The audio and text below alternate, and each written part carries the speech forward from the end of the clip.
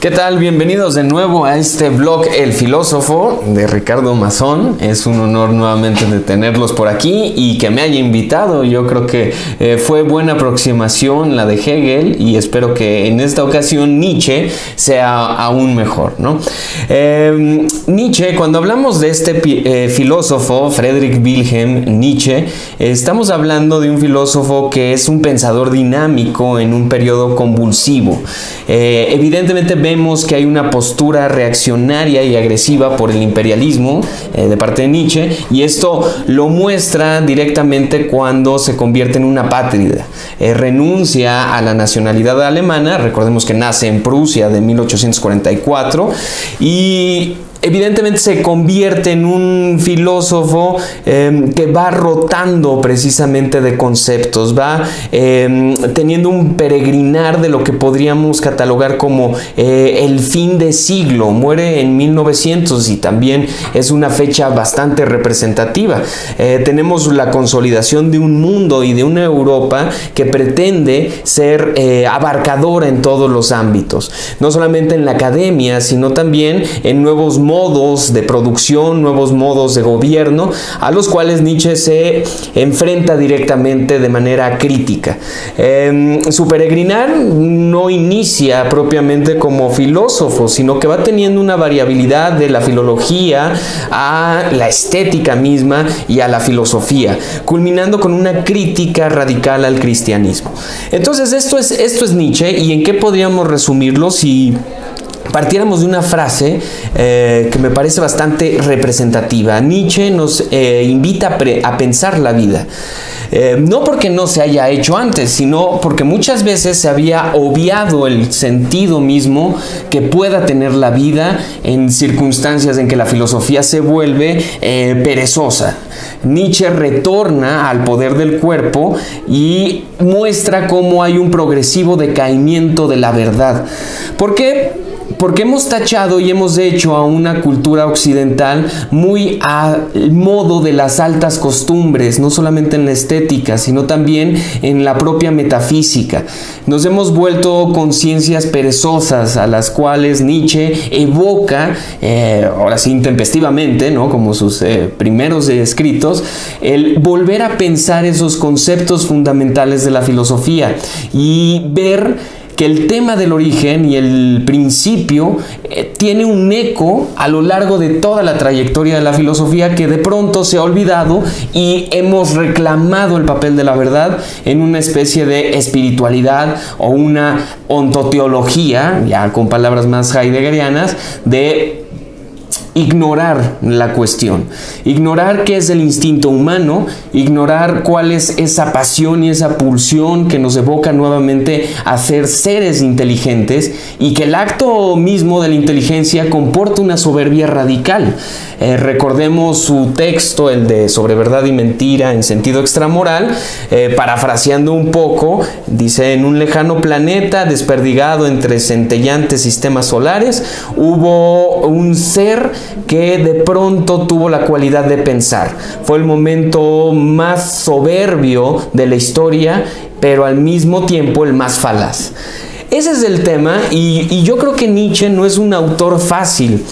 Es un autor que ha representado un hito en el siglo XX y en el siglo XXI, evidentemente, porque ha tenido un eco en temas como la sexualidad, en temas como el instinto, en una suerte de psicología como dialéctica, en una suerte también de ver la voluntad de poder como una transvaloración, precisamente. Pensando de que la historia en cierto sentido tenía un carácter lineal, tenía un carácter constructivo, tenía un carácter muy a la hegeliana, si lo queremos ver, Nietzsche retoma precisamente que en la historia existe este traslape entre memoria y olvido, y curiosamente las pasiones son lo que engendra detrás de esa memoria y olvido las acciones políticas futuras e incluso las medidas morales de una sociedad como contención de lo que es el espíritu humano, de lo que es el hombre. Citando un poco, la segunda consideración intempestiva es muy interesante. Inicia con una metáfora que me parece fascinante. Nos dice Nietzsche, y citando: contempla el caballo pastando a tu lado, no sabe lo que es el ayer ni el hoy, corre de un lado a otro, pasta, descansa, digiere y vuelve a correr. Así continúa con la madrugada y la noche, de día a día, con la gana y el desgano, amarrado al poste del instante. No siente melancolía ni tedio. Esta observación resulta dura al hombre, que mientras se jacta de su humanidad ante el animal, anhela celosamente obtener su dicha. Y ahí acaba la cita. Con esa grande metáfora que Nietzsche introduce en esta segunda consideración intempestiva y los inconvenientes de la historia ante la vida, pues plantea un tema de actualidad brutal. La historia es como una suerte de capas que nosotros vamos forzando en que el sentimiento quede anidado bajo este concepto de un resentimiento futuro y que nos permita trasvalorar precisamente una sociedad. La moral del esclavo, por ejemplo, un tema muy sonado también en Nietzsche, que se oculta detrás de esta propedéutica del dolor, convirtiéndolo en una actitud pasiva que a lo sumo es sumamente transformadora, ¿no? La actitud cristiana, por ejemplo, ¿no? El dar la otra mejilla, el creerte más allá de esta naturaleza. Y eso es lo que va a atacar Nietzsche a lo largo de sus obras. Si bien hay una suerte de múltiples factores que aborda Nietzsche, no solamente la voluntad, no solamente el tema del cristianismo, la verdad, la estética, el arte, la música, recordemos esa extraña relación con Wagner y sin duda con Cosima, que era la esposa de Wagner. Pero bueno, lo que pretende abordar ahí es precisamente la idea de sentirnos como transmundanos, ¿no? De vernos más allá del hombre, y esa es una pregunta radical. ¿Por qué tenemos esta compulsión casi instintiva del hombre de verse más allá de ese mundo? Otro parte que me interesa como rescatar es de el propio así habló Zaratustra, y es de los transmundanos precisamente, que puede poner en contexto todo esto, ¿no? Y el esquema dentro del nihilismo que está anidando en la cultura contemporánea. En los transmundanos, y cito, dice Nietzsche: en otro tiempo habló Zaratustra y proyectó su ilusión más allá del hombre, lo mismo que todos los transmundanos. Obra de un Dios sufriente y atormentado me parecía entonces el mundo. Sueño me parecía entonces el mundo e invención poética de un Dios, humo coloreado ante los ojos de un ser divinamente insatisfecho. Bien y mal, placer y dolor, tú y yo. Humo coloreado me parecía todo eso ante los ojos creadores. El creador quiso apartar la vista de sí mismo, entonces creó el mundo. Ebrio placer es para quien sufre apartar la vista de su sufrimiento y perderse a sí mismo. Ebrio placer y un perderse a sí mismo me pareció en otro tiempo el mundo. Este mundo, eternamente imperfecto, imagen e imagen imperfecta de una contradicción eterna, un ebrio placer para su imperfecto creador. Así me pareció en otro tiempo el mundo. Y así también yo proyecté en otro tiempo mi ilusión más allá del hombre, lo mismo que todos los transmundanos, más allá del hombre en verdad. Es brutal. Yo siento que el cuestionamiento que da Nietzsche es ante la pereza de esta conciencia, ante la pereza de la historia, ante la forma progresiva y sistémica en que nosotros volteamos y no vemos nuestra sexualidad como un elemento que está introyectado en la pasión filosófica. Nietzsche retoma precisamente eso en una crítica al cristianismo, en una idea que pone los límites del saber filosófico ante el mundo de lo poético, y rechazo a la metáfora de la verdad, porque la metáfora es una gran idealización de todos nuestros procesos. Es lo nouménico que hay en nuestra conciencia humana, y no obstante, enmendamos, hacemos guerra, matamos, incluso controlamos nuestro cuerpo en aras de la verdad. Basta decir con toda esta moral sacerdotal que criticará a Nietzsche. Entonces, él pone precisamente en este sentido el tema de la voluntad de poder y el tema del nihilismo, porque estamos haciendo una sociedad nihilista en esencia. ¿Quién es el nihilista? El que opta por la voluntad de nada. El que no acepta ese poder, el que no acepta la voluntad de creación de nuevos valores y se conforma con una verdad, con una especie de dictado de lo que dice la historia y únicamente se acopla a ese dictado de la historia. El nihilismo es sumamente destructivo, pero pasa de manera disfrazada en todas nuestras acciones y en todas nuestras construcciones sociales. Por eso ve que el nihilista es el cristianismo en esencia. Son las personas que de pronto han colgado un ídolo en aras de reflejar la culpabilidad histórica que guardamos como conciencia. Es un tema realmente radical, ¿no? Y de ahí que retomen los griegos, ¿no?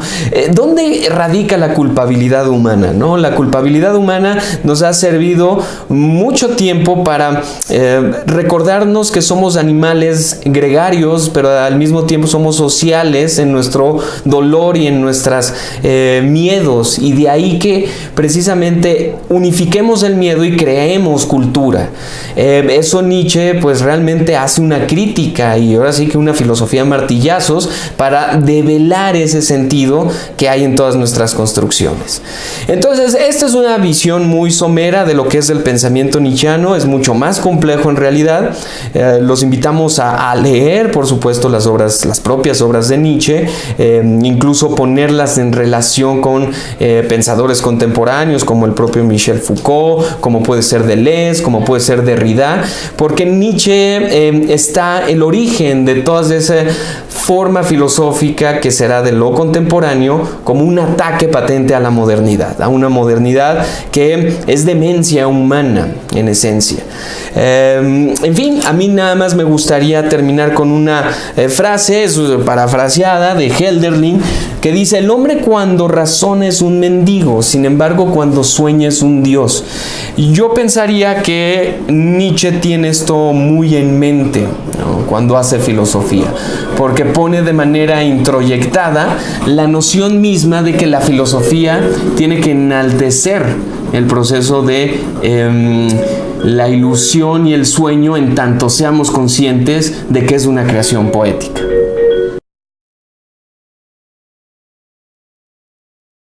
Bueno, la relación de Nietzsche con otras disciplinas, más bien empezando con el tema del nacionalsocialismo, ¿no? Yo siento que eso fue una malformación del pensamiento nietzscheano a través de la hermana, Elisabeth Nietzsche, quien fue literalmente su editora y lo tenía como un mono de feria. Cuando Nietzsche acaba loco, ¿no?, después del pasaje en Turín, que abraza al caballo, yo también te entiendo, hermano mío, ¿no?, y deja de hablar y queda como en un estado catatónico, Elisabeth Nietzsche ve la oportunidad de ponerlo como en una vitrina en la sala para que las personas pasen y lo vean.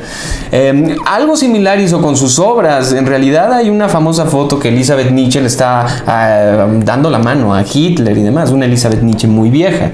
Pero digamos que ella buscó la oportunidad para hacer ediciones a sus obras y que fueran el status quo de esta figura del pensador solitario, genio enloquecido, que al mismo tiempo enaltece nuevos valores de la patria. Veamos una relación directa. Nietzsche renuncia a la nacionalidad alemana, estaba en contra de cualquier tipo de imperialismo, de cualquier tipo de sociedad masificada, una sociedad que obviamente se rija bajo ciertos patrones de comportamiento sin una reflexión. Eso es en esencia el nacionalsocialismo. Entonces el vínculo de Nietzsche con los nazis es en realidad fortuito, ¿no? Es Elisabeth Nietzsche quien hace ese vínculo, ¿no?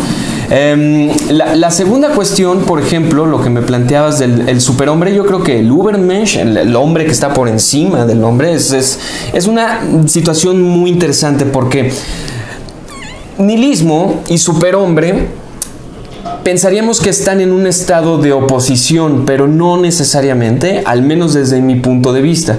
El superhombre está en un ambiente nihilista, pero juega, al igual que un niño, con ese nihilismo, hace arte. Recordemos estas tres transformaciones del espíritu. El hombre pasa de camello a león y de ahí a niño.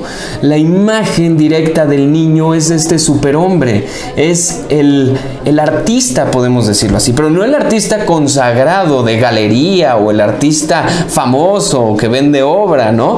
Por eso te digo, el nihilismo y el superhombre están en el mismo caldo de cultivo. El auténtico superhombre es precisamente el que sabe que sus creaciones son eso, ¿no? Es como, conservando la metáfora de un niño que construye castillos de arena y de repente se le caen y tiene que volver a construir. No es más que una forma no infantilizada, ¿no? Más bien es una forma de inocencia ante la filosofía y ante todas las construcciones teóricas de las que partimos. Yo pensaría que ese es el superhombre, ¿no? El que puede jugar con esos valores y el que sabe perfectamente que la vida es eso, no es un devenir constante. No hay más que transformarse en ese devenir, hacerlo una especie de ética, entre comillas, introyectada en una estética, ¿no? Una especie de cuidado de sí, a la Foucault, por ejemplo, ¿no? Pues es muy interesante, digo, el psicoanálisis se construye a partir de las teorías de Franz Brentano, la idea de intencionalidad psicológica, obviamente pasando por Husserl, ¿no? Y por el propio Freud. La relación que pueda tener Nietzsche con el psicoanálisis no creo que es una relación tan directa, pero sí parten de esa misma sospecha, y si los catalogamos, ¿no? De la sospecha de que no hay una forma transparente en que el hombre lidie con los objetos de deseo, sino que el deseo siempre lo va, digamos, afrontando desde múltiples perspectivas y va sublimando ciertas cuestiones que no le gusta reconocer. En primer lugar, el capitalismo mismo, ¿no? O sea, nos puede decir el capitalismo, y ahí meto un poco a Deleuze y la idea del antiedipo, por ejemplo, ¿no?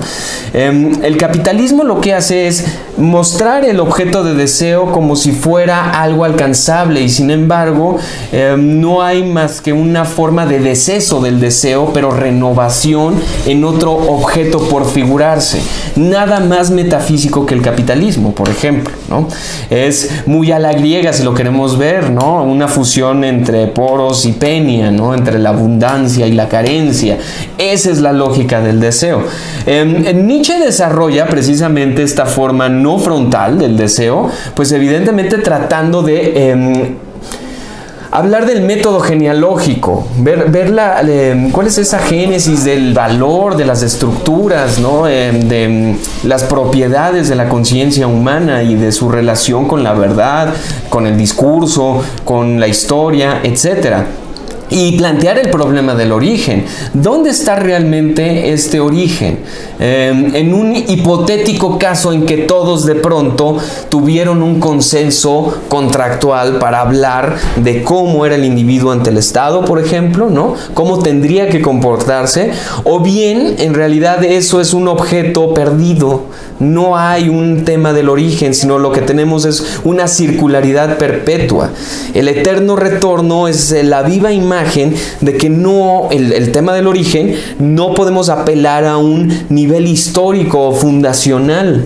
No podemos hablar ni siquiera de que los griegos, ¿no? Que fueron fundadores de Occidente, como se nos pretende vender un poco de manera clásica, ¿no?